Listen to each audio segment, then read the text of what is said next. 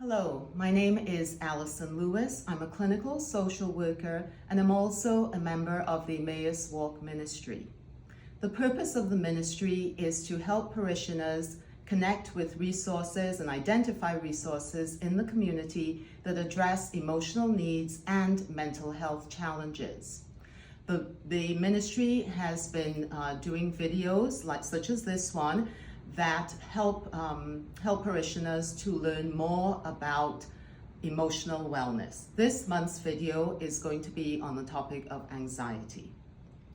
I think that most of you would agree that anxiety is part of life. It's maybe even part of the human condition. We have a variety of things that we become anxious about or that we worry about. Some of those things might include worrying about family circumstances or situations. Maybe we're concerned about a medical issue, or perhaps something that we're dealing with at work or at school. All of those things are perfectly normal. But what happens if our anxious thoughts begin to be about more than one issue, or perhaps begins to spill over into other areas of our life? What happens if what was maybe just a thought in our mind every now and then is now a constant companion? That may be when we are actually dealing with an anxiety disorder. And what is that? An anxiety disorder is when we have intense, excessive, and persistent worry and fear about everyday situations.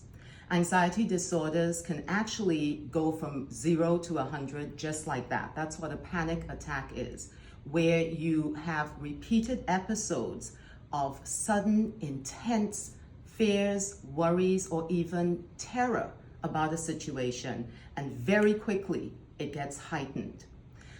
Other examples of feelings of anxiety and panic are that they last a long time, they are not easy to control, they interfere with everyday life activities, and they also just create stress in several places throughout our lives.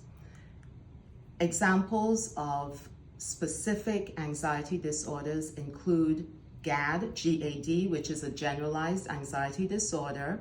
There are also social anxiety disorders, there are separation anxiety disorders, and there are also phobias. And a phobia is an irrational fear of something. I would like to mention that there are some medical conditions that can have similar symptoms to anxiety disorders. And so perhaps an initial step, if you find yourself experiencing what I'm going to share in a moment, is a good medical checkup to ensure that there's not anything wrong with you physiologically. So what are some of the signs and symptoms of an anxiety disorder?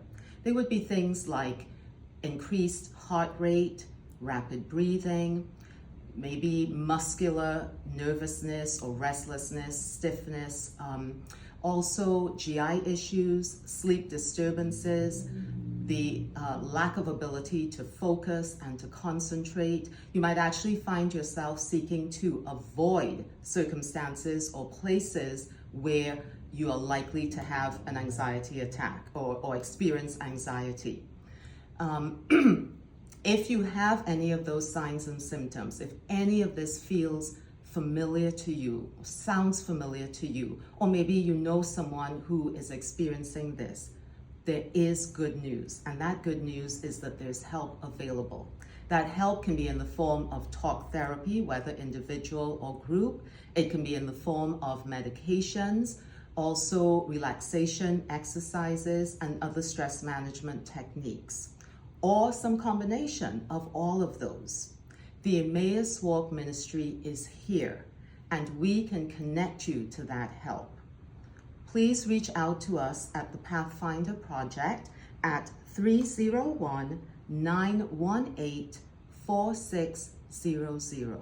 I also want to remind you that the 988 Suicide and Crisis Lifeline is available 24/7, 365, or in a leap year, 366 days a year.